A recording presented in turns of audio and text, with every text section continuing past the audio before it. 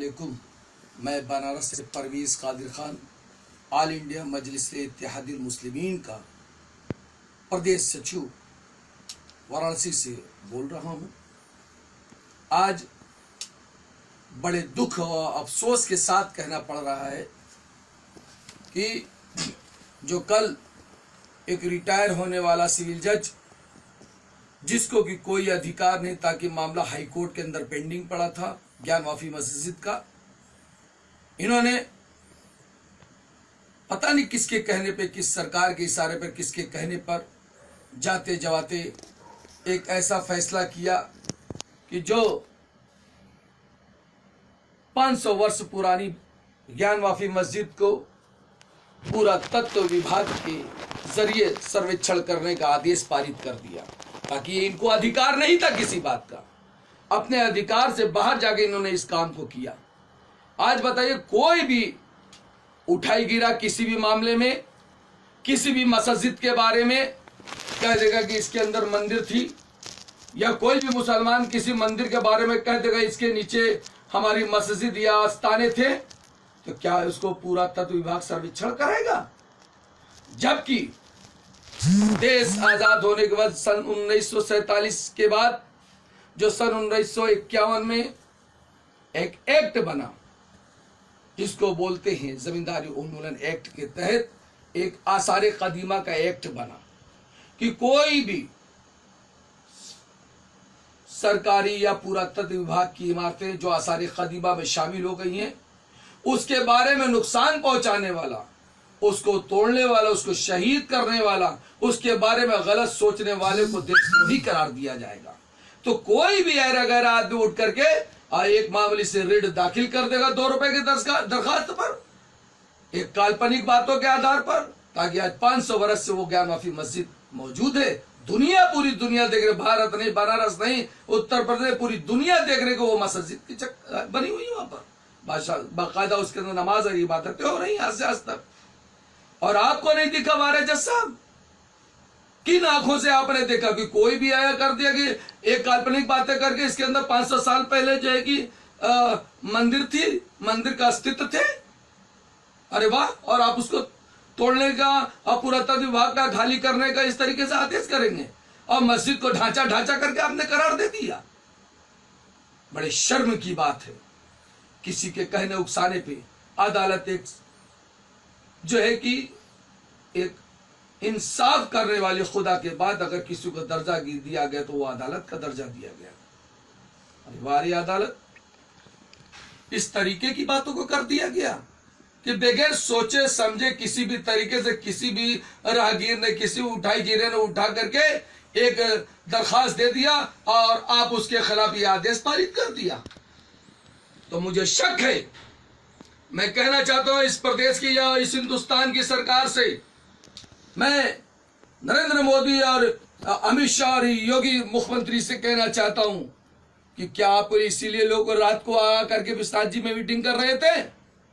बड़े बड़े गड्ढे किस आधार पे किए गए? इतने बड़े बड़े टंच पानी के बुआरे मार के टीन से घेर करके पब्लिक का आवागमन बंद करा कर इतने बड़े बड़े सुरंग जैसे आपने कई 100 फीट गहरे गड्ढे किए। क्या वहां जो विश्वनाथ जी में ने आपने 200-250 मंदिरें तोड़ी, क्या उसका अवशेष उसी में डाल दिया?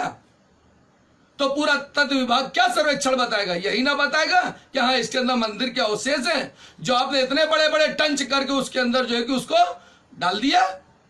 क्या किसी ने देखा था?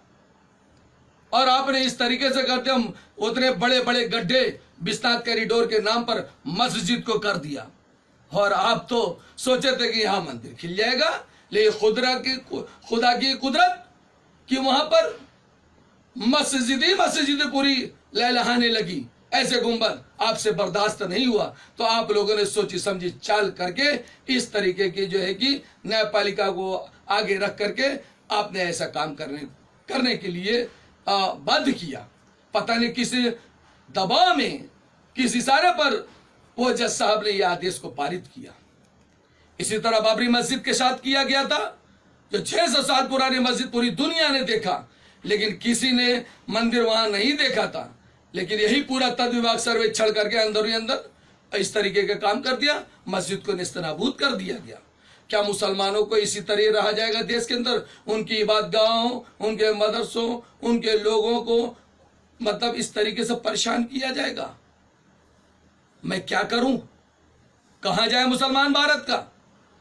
मैं आप लोगों से पूछना चाहता हूं, मैं हर उन इंसाफ पसंद अपने हिंदू भाइयों से पूछना चाहता हूं कि जब से ये लोग सरकार आए, खाली नफरत की तलवार बच्चों को हाथों में, नौजवानों को हाथों में दिया। इन्होंने कलम छीन लिया, नौकरी छीन ली, रोजी छीन लिया, रोटी छीन लिया, रोजगार छीन लिया।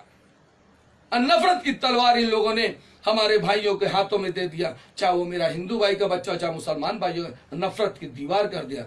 ऐ मेरे बनारस के लोगों, ऐ मेरे प्यारे हिंदुस्तान के भाइयों, इस नफरत की बात को बुनियाद से जड़ को उखाड़ के फेंकने का काम करिए मेरे साथ सब लोग मिलकर। और मैं ये कहना चाहता हूं कि आप लोग जिस ताकत के बल पे इस तरीके का काम कर रहे हैं, ये गैर कानूनी, गैर इंसाफ बातें हैं। इरादतन अल्लाह ने अगर आपको ताकत दी है तो इस तरीके से गुमराह मत हो जाइए। और मैं चेतावनी देना चाहता हूं इस मजलिस के माध्यम से, ऑल इंडिया मजलिस इत्तेहादुल मुस्लिमीन के माध्यम से, यकीनन बता रहे अगर यही रवैया आप लोग का रहा तो आने वाला 2022 के चुनाव में मैं योगी जी आपसे कहना चाहता हूं, उत्तर प्रदेश के अंदर एक भी सीट आपने जीत पाओगे। हर सीट पे जमानत जब्त कराएगी मजलिस, ये इंशाल्लाह मेरा वादा है, यकीनन बता रहा हूं आपसे।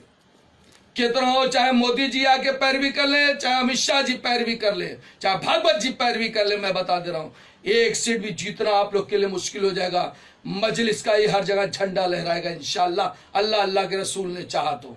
इस तरीके से गैर कानूनी चीज बर्दाश्त नहीं की जाएगी। और मैं हकीकत बता रहा हूं, इस तरीके से इस्लाम से बुराई मत रखिए, ऐसी नफरत मत बोइए। ऐसा यहाँ का ताना बाना एक मोहब्बत अंदाज भरा था, बनारस की रस की तरह हर लोग रस में रंगे थे। आप लोग आकर के एक अभी अयोध्या में बाबरी मस्जिद के साथ आप लोगों ने इस तरीके से गैर इंसाफाना काम किया। पता नहीं सुप्रीम कोर्ट के मुंसफ ने इस तरीके से फैसला किया, क्या वो फैसला देने लायक की चीज थी? उसी तरह आप आगे ज्ञान माफी में, तो जब आपने गड्ढा करके अंदर मलबे के साथ साथ जो मूर्तियों को गाड़ दिया तो सर्वे पुरातत्व विभाग क्या बताएगा? जब आपने 250 मंदिरें तोड़ दी विश्वनाथ जी की, आज दुर्गा जी के पोखरे के पीछे जो है दुर्गा कुंड के पास पुल के नीचे तमाम मूर्तियां पड़ी हुई मिली। आप लोग को मंदिर मस्जिद से मतलब नहीं है, आप लोग सिर्फ अपनी कुर्सी से मतलब है। मेरी कुर्सी किस तरीके से कायम रही, मैं बता देना चाहता हूं कि बनारस के अंदर इस तरीके का माहौल खराब करने की कोशिश न करिए। जो यहाँ ताना बाना भाईचारा बना हुआ है, बना रहने दीजिए। मैं आपसे पुनः निवेदन कर रहा हूं। और रहेगी बात, आप क्या किसी से डराओगे, क्या धमकाओगे, क्या धमकी दोगे? मैं ऐ मोदी जी, अमित शाह, ऐ योगी जी, मैं आपको इस्लाम की दावत देता हूं, आ जाओ, अब भी गुनाह बख्श दी जाएगी। अल्लाह अल्लाह के रसूल के बारगाह इलाही में मैं तुमको बता दे रहा हूं, आप लोगों को बता देना चाहता हूं। और ये मत सोचो कि यहाँ का मुसलमान को दहशतगर्द करके इस तरीके से दहशत में लेके मैं कुछ भी मनमानी कर लूंगा। यानी आप लोग रात को किस लिए आते थे? इसीलिए आते थे क्या? ये प्लानिंग करते थे आप लोग आकर के इस तरीके से? मैं दावे के साथ कहता हूं और मैं यहाँ बता दे रहा हूं, यहाँ एक कांधे से कांधा मिला के हिंदू भाई भी, मुसलमान भाई भी, सिख भाई भी, ईसाई भाई भी जिस तरीके से रहते चले आ रहे हो वैसे ही भाईचारा बना करके आप लोगों से जहर बोने से कोई जहर नहीं बो जाएगा। आपने कितने को रोजगार दे दिया, कितने को नौकरी दे दी, कितने को कारोबार दे दिया। अरे मैं पूछना चाहता हूँ 10 साल से आप दोबारा पीएम हो गए, आप इतने जमाने से जो है कि सीएम बने हो, कितने कल कारखाने उद्योग लगा दिए, कितनी फैक्ट्रियां लगा दिया, कितने कॉलेज खोल दिया आपने? एक भी नहीं खोला। सिर्फ और सिर्फ आपने हाथों में तलवार दे दी नफरत की सबको। ऐसा काम ना करिए, अल्लाह ने ताकत दी, इस तरीके से मत करिए। किसी पे जुल्म जास्ती ना करिए, किसी की इबादत गाह को नुकसान पहुंचाने का इरादा मत करिए। अल्लाह ने ताकत दी है, अगर आपको सत्ता हासिल दी है, इसके गुरूर और नशे में चूर मत होइए। मैं आप लोगों को चेतावनी देना चाहता हूं। और रह गई बात कि जब आसार कदीमा की चीज जो दाखिल हो गई तो उसको तोड़ने और नुकसान करने वाला, पहुंचाने वाला देशद्रोही और राष्ट्रद्रोही कहलाता है। किसी मुसलमान ने तो नहीं कहा किसी मंदिर के लिए यहाँ आस्थाना है, यहाँ सैयद बाबा का आस्थाना या फला का आस्थाना है, किसी ने नहीं कहा कि यहाँ मस्जिद है, किसी ने नहीं कहा। आज तक पूरे हिंदुस्तान में किसी मुसलमान ने नहीं कहा, किसी फिरके के लोगों ने नहीं कहा। आप लोग 500 साल, 600 साल, 1000 साल पुरानी चीज को कह रहे हैं कि यहाँ हमारी मंदिर है, यहाँ ये है। काल्पनिक बातों पे मत करिए। और हर लोगों पर ब्लेम लगा के बात करना छोड़ दीजिए। हक और इंसाफ ईमान की बात करिए। ये शोभा नहीं देता इस तरीके से, ये जो है कि नफरत की बात को बोलने के लिए शोभा नहीं देता है। और यकीनन बता रहा हूं, और जब हाई कोर्ट ने फैसला रिजर्व कर लिया था, पहले यही ज्ञान माफी का, अभी तक वो फैसला सुरक्षित है, जो कि आदेश नहीं हुआ। और आप जज साहब को पता नहीं किस दबाव में हो गए, और इस दबाव में आकर उन्होंने जल्दबाजी में ऐसा फैसला दे दिया। क्या उस मस्जिद को गिराने का इरादा है? सर्वोच्च विभाग अदालत का, अरे किसके, हर कुर्सी पे आप बैठे हो, राष्ट्रपति से लेकर के उपराष्ट्रपति तक, प्रधानमंत्री तक, उप मुख्यमंत्री तक, उप प्रधानमंत्री तक, तमाम सीएम आपके पास है, तमाम प्रदेश में मुख्यमंत्री आपके पास है। और आपको तो चाहिए सबको गले से गले मिला के रखने की बात करनी चाहिए। आप इस तरीके की नफरत की बात करते हैं इस ऊंचे स्थान पर है? तो आपकी सुप्रीम कोर्ट भी आपका, हाई कोर्ट भी आपका, लोअर कोर्ट भी आपका है? हर चीज आपका, उसके बावजूद भी किस चीज की ख्वाहिश है आपको कि सबको अपनाने की बात ना करके नफरत की बात करते हैं? कब तक ये नफरत की बातें चलेंगी? यकीनन बता रहे हो, अगर यही रवैया रहा, आने वाला 2022 का चुनाव मजलिस पूरे प्रदेश के अंदर आपको एक सीट भी जीतने नहीं देगी। ये परवेज कादिर खान का दावा और ऐलान है। मैं यकीनन बता रहा हूं, अगर योगी जी यही रवैया रहा तो आपकी जमानत में जब्त करा दूंगा इंशाअल्लाह, अल्लाह के रसूल ने चाहा तो।